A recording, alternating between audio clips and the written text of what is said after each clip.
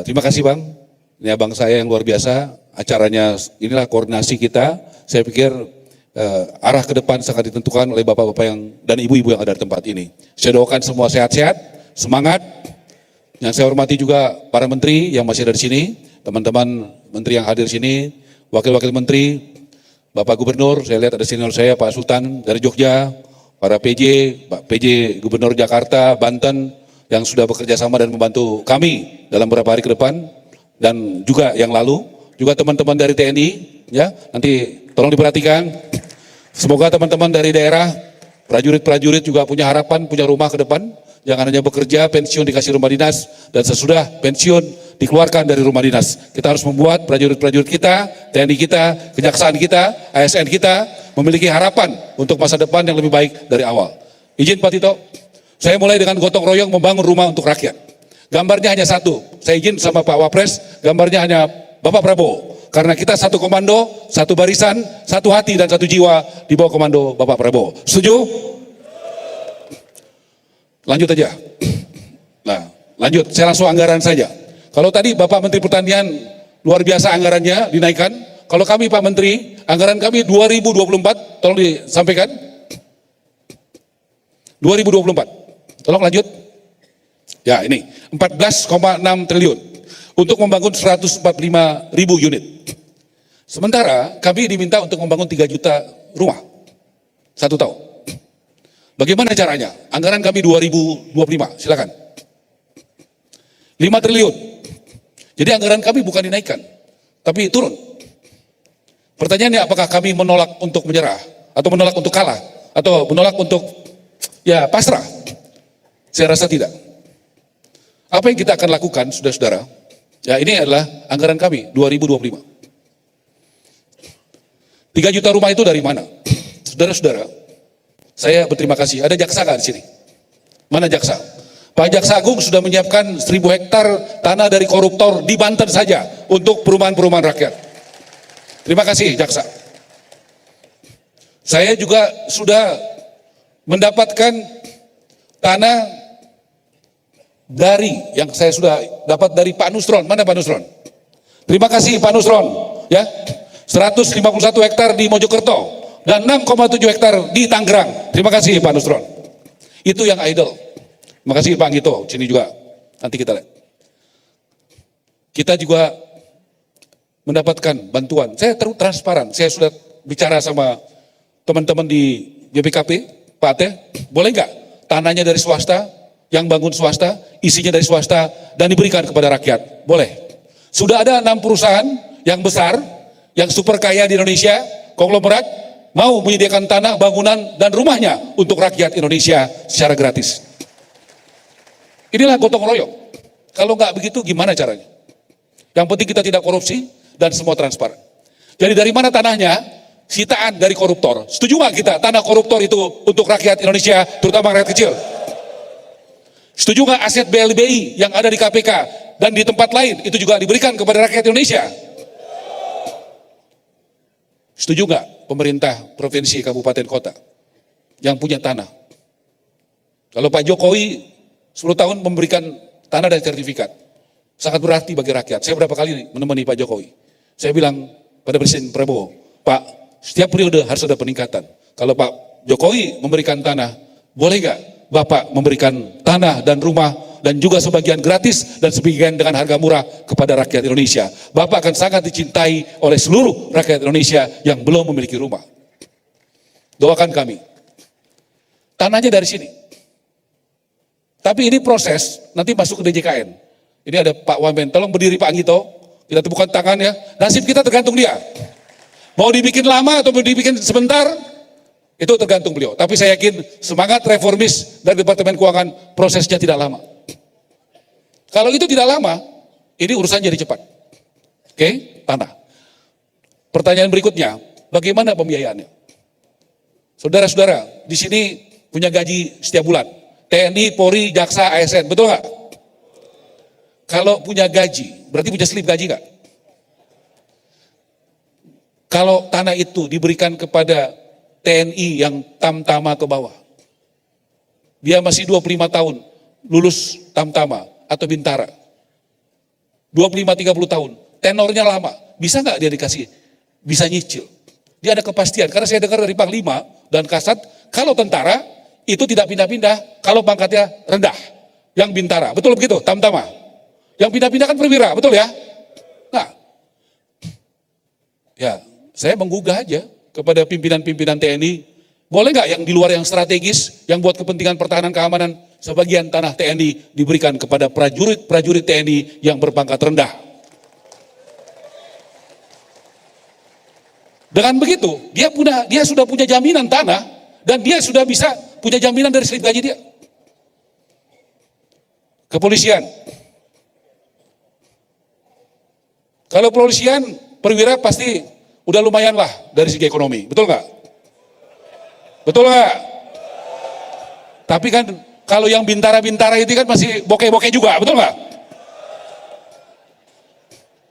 Ini kalau tanah-tanah dari kepolisian yang baru pendidikan Tamtama itu selesai, masih 30 tahun, potong gaji. Asal Kapolri dan jajarannya mau jadi barang ini, semua polisi yang pangkatnya rendah punya rumah segera. PNS yang masih kere banyak nggak?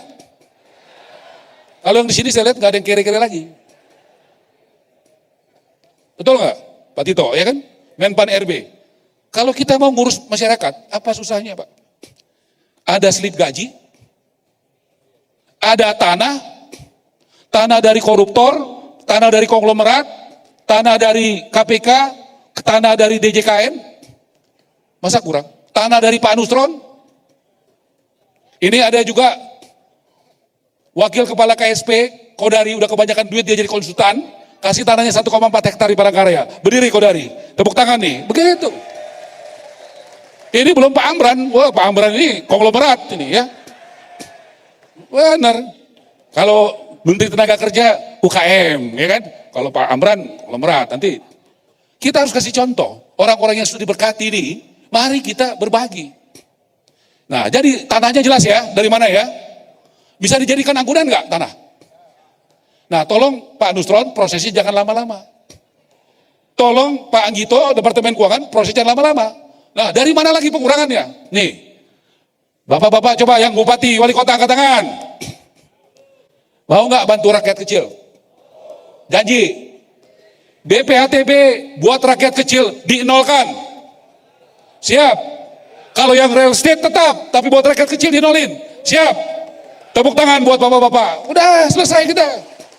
Itu udah penghematan 5%. 5% udah penghematan. Ya. Di sini ada persetujuan bangunan PGB. Ini sering jadi hambatan. Pak Mendagri sudah bantu. Biasanya 45 hari. Berani nggak Bupati Wali Kota? 10 hari nggak jalan, nggak ada keputusan, jalan barang itu izinnya. Siap nggak? Bener nih. Udah Pak, ada kepastian hukum. 10 hari perizinan akan keluar. Terima kasih Bupati Wali Kota. Karena nggak bisa jalan kalau nggak gotong royong. Menteri ini nggak bisa apa-apa tanpa bapak-bapak semua. Ini saya kasih tahu tadi, Pemda dan Mendagri. Penyerdanaan persyaratan, ini pekerjaan bersama Pak. Komponen biaya kurang lebih 30-40%. Kalau itu dari tanah koruptor, tanah dari Pemda, tanah dari Pak Nusron, tanah dari DJKN.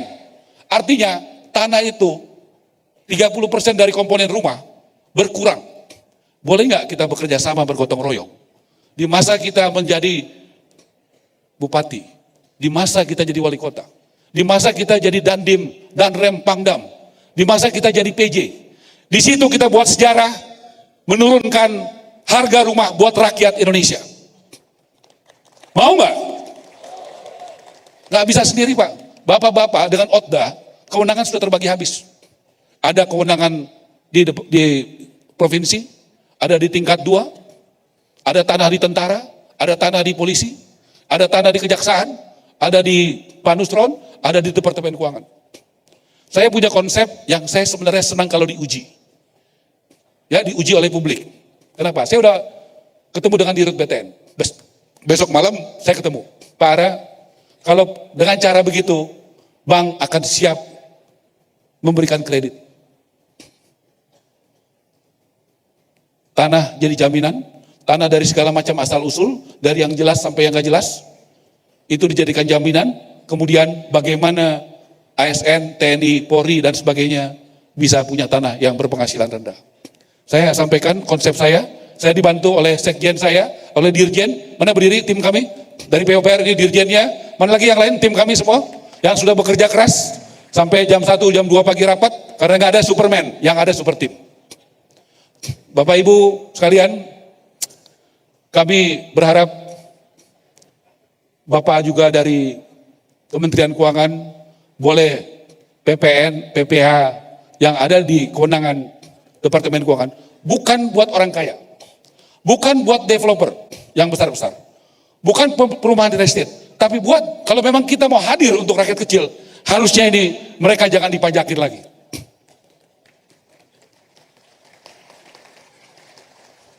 Dan yang terakhir, efisiensi. Saya lama di corporate. Di corporate itu ada pembelanjaan tunggal. Ya, misalnya kita beli semen. Kalau kita beli semen untuk 2 juta, 3 juta rumah, kita deal dengan pabrik semen. Harganya bisa kortingnya banyak nggak? Harga ubin, harga cat, harga kayu, bisa banyak nggak diskonnya? Kalau negara melakukan itu, bukan kepentingan perusahaan, tapi untuk kepentingan rakyat, salah nggak negara? Efisiensinya bisa besar kan?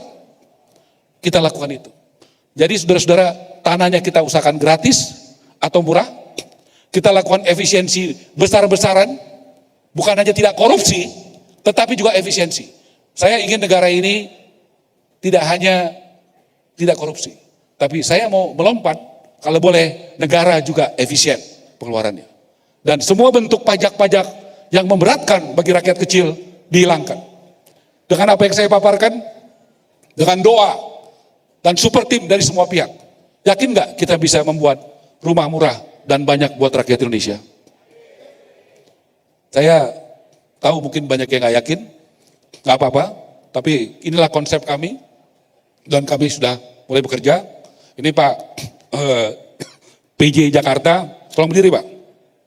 Ini punya hati yang menurunkan dari 3,5 juta menjadi sekitar 1,1 sampai 2 juta buat rakyat kecil rumah susun di Jakarta. Luar biasa. Di Tangerang, silakan Pak PJ Tangerang. Ini sudah menyiapkan, sudah mulai membangun tahun depan 250 rumah gratis untuk rakyat. Terima kasih Pak. Baik. Jadi sekali lagi kami ucapkan Pak Mendagri dan teman-teman, terima kasih dukungan semua pihak. Saya mungkin harus sampaikan, tanpa dukungan semua, kita nggak bisa berjalan. Semoga Indonesia makin baik dan makin adil ke depan di bawah pemerintahan Pak Prabowo. Oh iya, satu lagi abang saya, ini Menteri Sosial, tolong berdiri. Menteri Sosial, mulai minggu depan, kita akan membuat program, ide gagasan Menteri Sosial luar biasa. Bagaimana para orang yang belum beruntung di bawah jembatan hidupnya akan kita berikan kemuliaan masuk di rumah susun supaya tidak lagi ada di bawah jembatan. Terima kasih Pak. Baik. Jadi itulah langkah-langkah nyata kita. Demikian, mohon dukungannya Bapak Ibu sekalian. Wassalamualaikum warahmatullahi wabarakatuh. Baik, tepuk tangan atas arahan yang luar biasa yang diberikan oleh Menteri Perumahan dan Kawasan Pemukiman Bapak Marwar Sirait. 2 atau 4 kata yang disampaikan oleh Pak Menteri adalah satu komando, satu barisan ya Pak ya.